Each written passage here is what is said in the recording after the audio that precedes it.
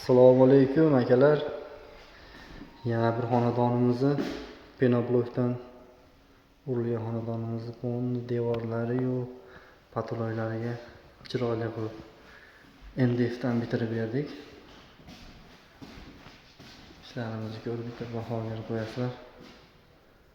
Inshaalloh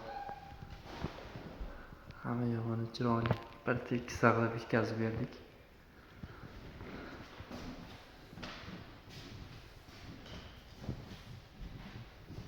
Kimga shunaqangi endi ishlari kerak bo'lsa aloqaga chiqsanglar bo'laveradi. Bu kironish zal katta koridor bo'lgan.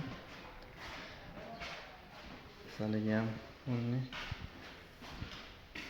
endi taqib berganmiz. Uyimiz polni devorlari yu patoloylari MDFdan bo'ldi.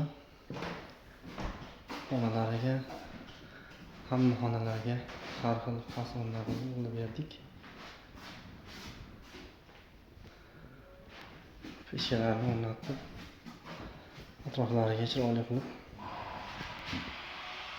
MDFdan o'rab ketdik.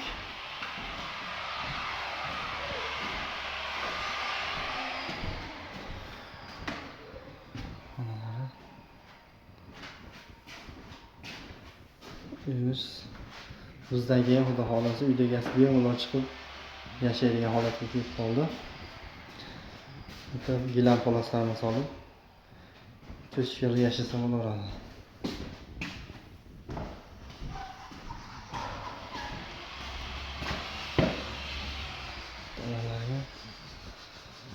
Eshik derazalarni ham chiroyli holatda qilib o'rnatib bitkazib berdik.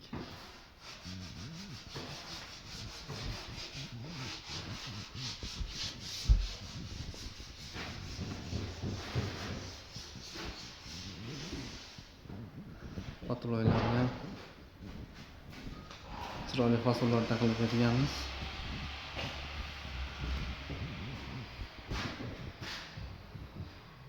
Bu yotoqxonasiga sal to'qroq ranglardan tanlashdi. Uydagilar tanlagan rangdan qilib berdik.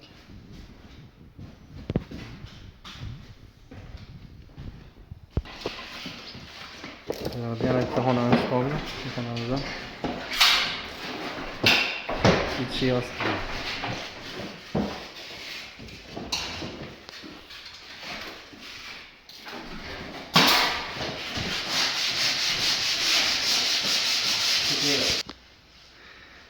Siz ham shunaqangi penobloydan uy solgan bo'lsangiz, ichlarini nima qilsam ekan deb o'ylanib turgan bo'lsangiz, bizga murojaat qilsanglar bo'ladi.